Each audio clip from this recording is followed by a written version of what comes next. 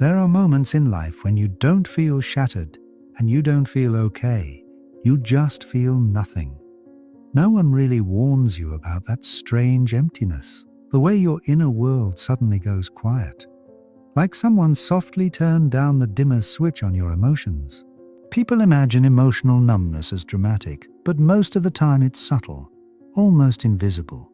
Sometimes it's just you sitting there staring at nothing, not sad, not happy, just paused. Other times you're laughing because you know you're supposed to, or acting excited because the moment calls for it. You tell people you're fine because you can't even explain what not fine would look like anymore. Eventually, some people become so used to feeling nothing that they mistake it for their personality. But when you understand psychology, you learn that numbness isn't who you are. It's something your mind does for you. It's a shield, a coping mechanism, a quiet message saying, "You're not ready to feel this yet." It's not apathy. Apathy is not caring. Numbness is wanting to feel, but being unable to connect to the emotion. It's a pause button pressed by a mind that's trying to protect you from overload. Think back to a moment when you expected a surge of emotion, heartbreak, disappointment, and ending. You braced yourself, waited for the wave, but nothing arrived, just silence. It wasn't failure. It was your mind stepping between you and the feeling, whispering, "Not right now." That's emotional numbing. It's not a flaw. It's a survival skill. The brain shuts down intense emotional processing the same way the body blocks pain during shock. It doesn't mean you're weak. It means you've been carrying too much for too long. Physical exhaustion makes the body collapse. Emotional exhaustion makes the mind go quiet. Many people who feel numb share similar histories.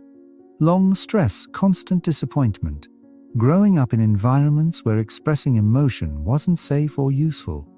Over time, the emotional system adapts by going silent.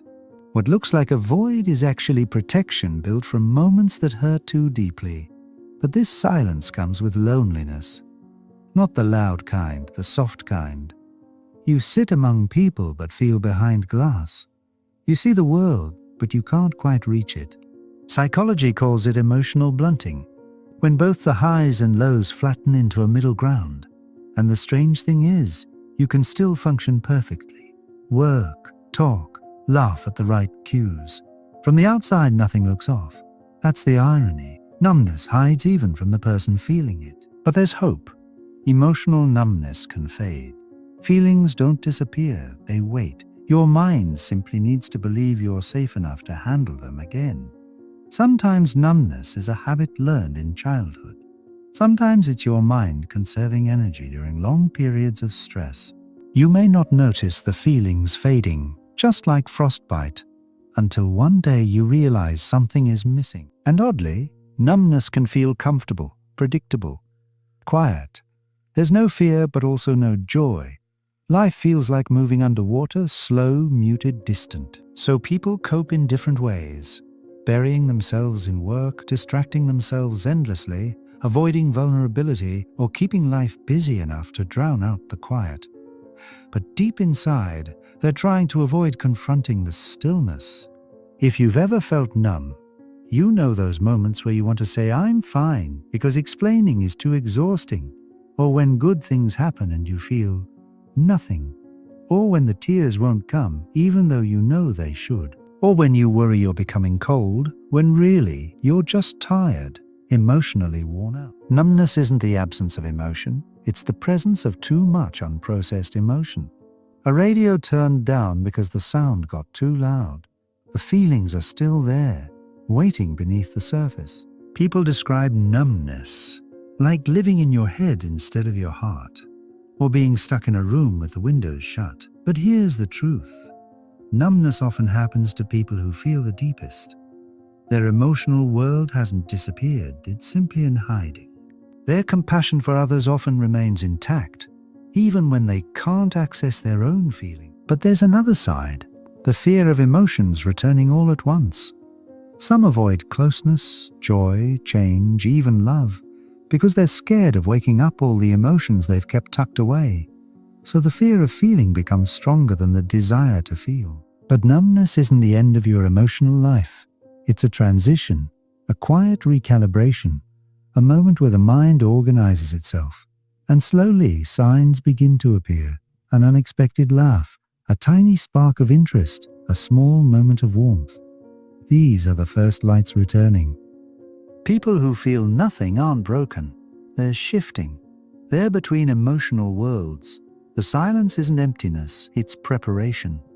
Before new emotional patterns form, the old ones often settle down. And you're not alone. More people than you think have felt this quiet disconnection. They smile, work, function just like you. Numbness is invisible but deeply human. Everyone experiences it at least once in their life. The danger comes when we blame ourselves. What's wrong with me? Why can't I feel? Those questions create pressure, and pressure deepens numbness. Gentler questions help more. What am I protecting myself from? What part of me feels tired? What do I need to feel safe again? These aren't D's, demands. They're invitations, and emotions respond to invitation. Healing often begins physically. Deeper breaths, better sleep, noticing small pleasures. The mind and body heal together. Small comforts start reconnecting you. A soft morning light, a familiar song, a moment of peace. Numbness isn't failure, it's protection.